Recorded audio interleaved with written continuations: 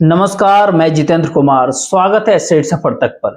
साथियों, पिछले साल जून के महीने में जिस जोशो खरोश के साथ इंडिया गठबंधन यानी इंडिया अलायंस की नींव पड़ी थी, ऐसा लग रहा था उस दौरान कि भारत में मौजूदा सत्ता व्यवस्था की अब उल्टी गिनती की शुरुआत हो गई है। आज भी ये परिस्थितियां कमोबेश विद्यमान है, लेकिन इंडिया अलायंस के भीतर जो जोश दिन प्रतिदिन बढ़ना चाहिए था, वो अब बढ़ने के बजाय वो चरकता दरकता हुआ नजर आ रहा है। इंडिया अलायंस की दूसरी बैठक जब बेंगलुरु के भीतर हुआ, उस दूसरी बैठक में भी वो जोश साफ दिख रहा था, वो बरकरार था। इतना जोश बरकरार था कि इधर दिल्ली के भीतर जुलाई के महीने में इंडिया गठबंधन के बैठक के ठीक समानांतर कुछ ही दिनों के भीतर, महज कुछ दिनों के भीतर ही अशोका होटल के भीतर भारतीय जनता पार्टी और एनडीए के एक बार फिर पूरा खेमे को इकट्ठा होने की जरूरत पड़ गई। और चिराग पासवान, उनके चाचा और ऐसे ऐसे कई दलों के साथ प्रधानमंत्री नरेंद्र मोदी खुद गले मिलते हुए दिखे कि कोई ये बात कल्पना भी नहीं कर सकता था कि सत्ता के गुरूर में डूबी हुई पार्टी के सर्वोच्च नेता, सत्ता के घमंडन में चूर पार्टी इसी कड़ी में एक छोटा सा रिक्वेस्ट है आपसे कि वीडियो को लाइक कर ले और चैनल को सब्सक्राइब करके इस चैनल की ताकत को बढ़ाए, क्योंकि इसमें कुछ भी खर्च नहीं होता है और इस चैनल के लिए जरूरी होता है। और हो सके तो इस क्यूआर कोड को स्कैन करके इस चैनल को आर्थिक रूप से मजबूत करने का प्रयास करें। बहरहाल, सरकार से एक दो आधे पौने की संख्या वाले सांसदों की पार्टी से भी इस प्रकार से बराबरी से बात कर रहे थे। किसी ने कल्पना भी नहीं किया होगा। दिल्ली के अशोका होटल के डिनर में स्वाभाविक सी बात है कि होटल था, भोजन अच्छा था, जो नेता थे वो लोग खूब मजे लिए, लेकिन राजनीति का जो भोजन होता है उस भोजन से कहीं अलग होता है, जो बिल्कुल भी अच्छा नहीं होता है। लेकिन राजनीति का जो पूरा खेल होता है, जो पटना, बिहार के पटना और बेंगलुरु से शुरुआत हुई, वो मुंबई आते आते उसका आसमितवाद, दिल्ली की बैठक से कुछ बातें सामने आई, थोड़ी बहुत मुंबई की बैठक से बातें आई, कुछ भोपाल रैली के स्थगित होने से भी सामने आ गई थी, और कुछ बातें जो है दिल्ली की बैठक के बाद जो वर्चुअल मीटिंग हुई उससे सामने आने लगी। और उसके बाद की परिस्थितियां जो है इंडिया अलायंस की, वो आपके सामने है। राहुल गांधी और ममता बनर्जी के बीच में ममता बनर्जी कितना हमलावर है वो सबको पता है। बिहार के नीतीश कुमार इस गठबंधन को टाटा बाय पहले कह चुके हैं। उत्तर प्रदेश के भीतर एक तरफा सीटों का ऐलान कर दिया गया है, लेकिन कांग्रेस पार्टी, खैर कांग्रेस पार्टी के साथ साथ कई और भी लोग क्या कर रहे हैं। सवाल होता है कि आखिर इस इंडिया अलायंस का असली गुनहगार कौन होता है। इस इंडिया अलायंस की असली गुनहगार कौन है? किसके वजह से इंडिया गठबंधन दिन प्रतिदिन टूटता जा रहा है? किसके कारण से इंडिया गठबंधन की सबसे बड़ी पार्टी आज के दौर में दिशाहीन दिख पड़ रही है? कांग्रेस पार्टी का जिक्र हम कर रहे हैं आपसे। इसके ठीक पहले जब इंडिया गठबंधन का धीरे धीरे दरकना शुरू हुआ, तो उसके भीतर दो लोग ऐसे थे जिन दो लोगों की वजह से समस्याएं इतनी पैदा हुई। गठबंधन सहयोगियों की बात अगर करें तो उसमें दो चेहरा ऐसे हैं कि एक ममता बनर्जी और राम गोपाल यादव। और सबको पता है कि बिहार के नीतीश कुमार ने इंडिया गठबंधन को टाटा बाय बाय कहा। इंडिया गठबंधन के भीतर आज के दौर में इस गठबंधन के तोड़क के तौर पे, तोड़ने वाले के तौर पे कोई अगर किसी का नाम अगर सामने आता है तो नीतीश कुमार का। लेकिन सवाल उठता है कि नीतीश कुमार तो गठबंधन से चले गए, अब ये गठबंधन किस प्रकार से मुकाबला करेगा? और जिस प्रकार से भी मुकाबला करने की परिस्थिति अगर उत्पन्न हो रही है, क्या ना, बिना चेहरा, बिना प्रधानमंत्री के चेहरा घोषित किए, बिना गठबंधन के, कहते हैं ना, गांठ को खोले बगैर पीएम मोदी और भारतीय जनता पार्टी बीजेपी के सामने, इन सबों के बीच आरएसएस के सोशल इंजीनियरिंग, इन सब का मुकाबला क्या कांग्रेस कर पाएगी? क्या कांग्रेस पार्टी के नेतृत्व वाला इंडिया गठबंधन कर पाएगा? मल्लिकार्जुन खड़गे कांग्रेस अध्यक्ष होने के साथ साथ इंडिया गठबंधन के अध्यक्ष भी होते हैं। लेकिन सवाल उठता है कि आखिर वो कौन सी ताकत है, कौन सा वो राजनीतिक ताकत मिला हुआ है जो ममता बनर्जी और अरविंद केजरीवाल की इच्छा के बावजूद भी, इंडिया गठबंधन के भीतर कोई विरोध ना होने के बावजूद भी, इस भारत देश को पहली बार एक दलित प्रधानमंत्री से वंचित कर रही। दलित को प्रधानमंत्री पद का उम्मीदवार बनाने की घोषणा करने से पार्टी को कौन रोक रहा है? जितने लोग उतनी बातें कहते हैं, जितने लोग से जानकारी इकट्ठा होती है उतनी बातें होती है, लेकिन कांग्रेस के भीतर से जो खबरें चलती है वो बहुत सारे लोग आमतौर पर आमने सामने मुलाकात में आम बातें करते हैं, फोन पे कोई बात नहीं करता, क्योंकि पेगासस के जमाने हैं। पेगासस के जमाने और आज के जमाने में पॉलिटिकल करियर को दांव पर लगा किसी भी पॉलिटिकल पार्टी के राजनेता, क्या कांग्रेस, भारतीय जनता पार्टी, जनता, जेडीयू, कम्युनिस्ट पार्टी, कोई भी व्यक्ति, आरजेडी, कोई भी खुल करके बात नहीं करता, लेकिन निजी बातचीत में सबका भड़ास निकल जाता है बाहर। और कांग्रेस पार्टी के भीतर जो है, जिस एक व्यक्ति को, जिन एक नेता को यूं कहे कि मौजूदा समय में इस इंडिया अलायंस के दुर्दशा के लिए जिम्मेदार अगर किसी को ठहराया जा रहा है तो उसका नाम होता है कांग्रेस पार्टी के संगठन महासचिव केसी वेणुगोपाल को। केसी वेणुगोपाल जिम्मेदार है या फिर नहीं है, इस बात का हम दावा नहीं कर रहे हैं। जो खबरें हम आती हैं, जो खबरें के माध्यम से हम जो एनालिसिस, जो विश्लेषण कर पाते हैं, उसी के मद्देनजर किसी निष्कर्ष पे पहुंचते हैं। अशोक गहलोत कांग्रेस पार्टी के भीतर संगठन महासचिव हुआ करते थे, और किसी भी पार्टी के भीतर अध्यक्ष के बाद जो दूसरा महत्वपूर्ण पद होता है वो जनरल सेक्रेटरी ऑर्गेनाइजेशन, अगर संगठन महासचिव के तौर पे होता है। कई मामलों के भीतर अध्यक्ष से भी ज्यादा ताकतवर पद ये माना जाता है। 2018 से पहले अगर देखें तो कांग्रेस पार्टी के भीतर अशोक गहलोत जैसे नेता इस पद पे होते हैं। वो मुख्यमंत्री जब तक नहीं बने थे तब तक इस पद पे थे, मुख्यमंत्री बने वापस राजस्थान चले गए। तब से केसी वेणुगोपाल संगठन महासचिव है कांग्रेस के, ठीक इसी प्रकार से। बहरहाल 2005-6 के दौरान भारतीय जनता पार्टी बीजेपी में संगठन महासचिव काफी ताकतवर हुआ करते थे, संजय जोशी साहब। इतने ताकतवर उस दौर में कि जिन्ना विवाद के बाद लाल कृष्ण आडवाणी से इस्तीफा मांगने का हिम्मत जुटा लिया था। और ध्यान दीजिएगा तो पार्टी उस समय पूरी भारतीय जनता पार्टी और आरएसएस संघ लाल कृष्ण आडवाणी जैसे बड़े नेता के साथ रही, बल्कि उनका इस्तीफा मांगने वाला संजय जोशी के साथ खड़ी हो गई थी। इतनी ताकत होती है किसी पॉलिटिकल पार्टी में संगठन महासचिव की। कार्यकर्ता और नेतृत्व के बीच जो कहते हैं ना, एक कड़ी का काम जो करता है संगठनों और नेतृत्व के बीच में, अलग अलग प्रादेशिक संघ, जिला स्तर के संगठन अलग अलग पैमाने पे, और इसके बीच के नेतृत्व का जो कड़ी का काम जो करता है ना, वो संगठन महासचिव का पद ही होता है।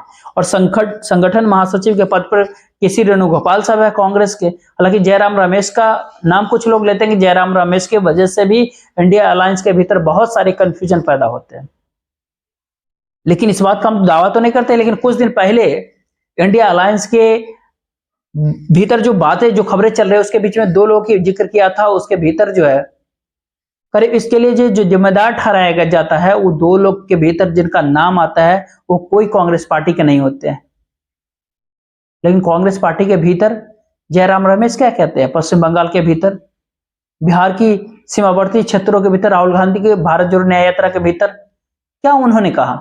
भीड़ तो आई है, वोट में बदलेगी कि नहीं कि मुझे नहीं पता। इस तरह की बात करना, आकलन करना, ये किसका काम है? उनका काम है। ये आकलन करना आम जनता का काम है कि वोट में भीड़ बदलेगी या नहीं, जनता वोट देगी नहीं। किसी पार्टी का नेता इस तरह का आकलन, जो विश्लेषण है, ये आप पब्लिक के बीच में, ये भी किसी पॉलिटिकल पार्टी के नेता का काम नहीं होता। अगर पॉलिटिकल पार्टी के नेता को अगर इस बात का आशंका है जो भीड़ आ रही है वो वोट देगी या नहीं, ये संदेश बाहर दिया जा रहा है, तो फिर आम जन लोगों पे क्या असर होगा, उस पार्टी के प्रति क्या होगा?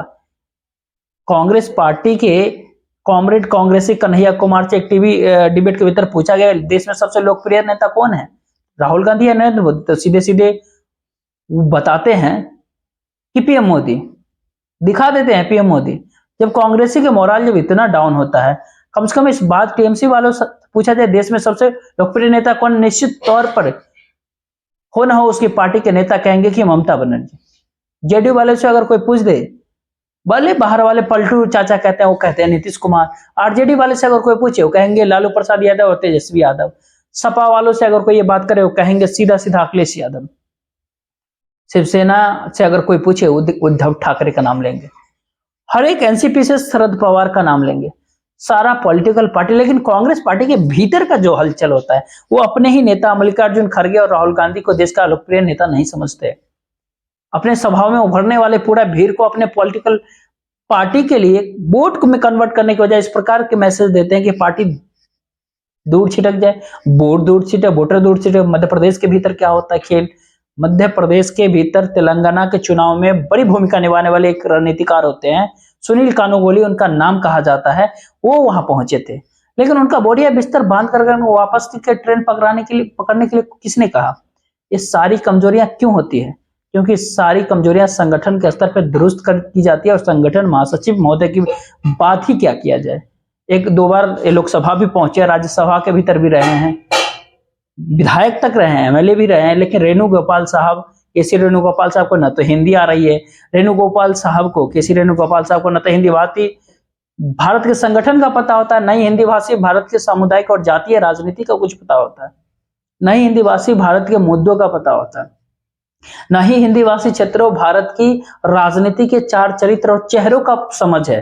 क्योंकि अगर ऐसा कुछ समझ होता, उन्हें मालूम होता, पता होता, तो एक अदना सा राजनीतिक समझ रखने वाला व्यक्ति भी इस बात को कह देता है कि कांग्रेस तो छोड़ दीजिए, आज के दौर में सबसे ताकतवर पॉलिटिकल पार्टी जो हिंदी भाषी भारत की भीतर जो है, वह भी रिस्क नहीं लेगा कि यूपी, बिहार और झारखंड जैसे 3 महत्वपूर्ण राज्यों के भीतर, जहां से 134 लोकसभा की सीटें आती हैं, वहां पर एक ही जाति का व्यक्ति प्रदेश अध्यक्ष बन जाए। ये एक तरह की, कहते हैं ना, किरकिरी वाली बात है, हराकिरी वाली बात। पूरी पार्टी को सर्वटाइज करने की एक अघोषित प्रयास आप इसको मान सकते हैं। हो सकता है कि रेणु गोपाल साहब की जाने अनजाने में ऐसा कुछ हुआ, ये बात मैं दावा नहीं करता, लेकिन तभी जाने अनजाने में इस तरह से होता है जब किसी व्यक्ति को संगठन की, समाज की, सामाजिक व्यवस्थाओं की, सामाजिक विचार विमर्श की और सामाजिक से लेकर के आर्थिक और राजनीतिक और सांस्कृतिक परिस्थितियों की जानकारी जब नहीं होती है।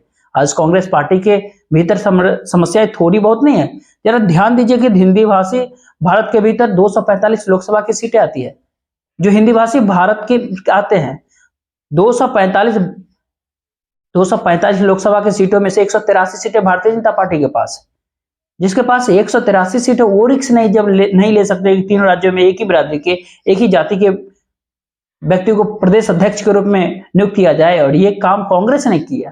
कांग्रेस पार्टी के संगठन को अगर समझिएगा, दक्षिण भारत के भीतर भारतीय जनता पार्टी कर्नाटक में, कर्नाटक के भीतर भारतीय जनता पार्टी दक्षिण भारत में अब दिखाई नहीं पड़ती, सीटें भी उनकी घटनी है। और कर्नाटक से अगर प्रधानमंत्री पद के उम्मीदवार का अगर ऐलान कर दिया जाए, एक ही खड़गे साहब ही, मल्लिकार्जुन खड़गे साहब ही अब प्रधानमंत्री पद के उम्मीदवार होंगे, तो कर्नाटक में हो सकता है कि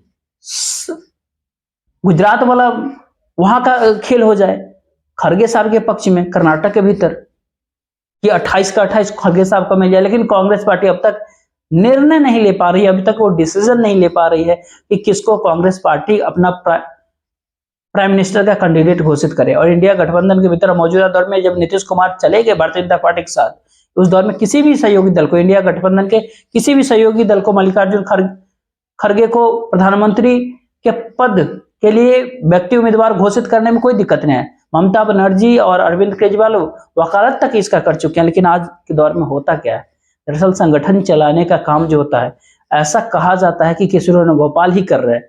वो केसी वेणुगोपाल जो इस भारत देश के 70% इलाके के सामाजिक विचार विमर्श को ही नहीं समझ पाते, उनकी परिस्थितियों को नहीं समझ पाते, उन हालातों को नहीं समझ पाते। और केसी वेणुगोपाल अगर संगठन चला रहा है तो उनसे चलवा कौन रहा है? स्वाभाविक सी बात है, राहुल गांधी भारत जोड़ो न्याय यात्रा में व्यस्त है। राहुल गांधी की भारत जोड़ो न्याय यात्रा और भारत जोड़ो यात्रा जो पहले इस देश के भीतर जितनी भी प्रशंसा की जाए, आज कुछ सुविधा होगी राजनीति के दौर में, लेकिन कोई राजनेता सड़क के ऊपर अगर नहीं कर रहा था, जितनी भी उनकी प्रशंसा की जाए वो कम होगी। लेकिन सवाल वही है कि क्या राहुल गांधी को ये तोहमत भी अपने ऊपर ही उठानी पड़ेगी कि केसी वेणुगोपाल को बैक करने का काम, केसी वेणुगोपाल को समर्थन देने का काम, उनको संगठन महासचिव के पद पर टिकाए रखने का काम जो है राहुल गांधी के समर्थन से ही हो रहा। जी हाँ, एक बात की क्या, एक जब कोई भी व्यक्ति कुछ दिन पहले तक एक बड़े राज्य के प्रभारी होते हैं, अब वहां पर जो प्रदेश अध्यक्ष के लिए जिनको वो नहीं चाहते थे उनको प्रदेश अध्यक्ष चुन लिया जाता है। जो प्रदेश अध्यक्ष बनाया जाता है, भारत जोड़ो यात्रा वहां पे चलती है। कांग्रेस के मध्य प्रदेश के भीतर प्रभारी महोदय और नवनियुक्त प्रदेश अध्यक्ष, ये दोनों जन मिलने पहुंचे राहुल गांधी से। अब राहुल गांधी ने प्रभारी महोदय से पूछ लिया ये व्यक्ति प्रदेश अध्यक्ष कैसे बन गया, तो प्रभारी महोदय ने कहा, सीधे सीधे जवाब देते हुए बोला कि रेणु गोपाल जी से पूछिए, केसी रेणु गोपाल जी से पूछिए।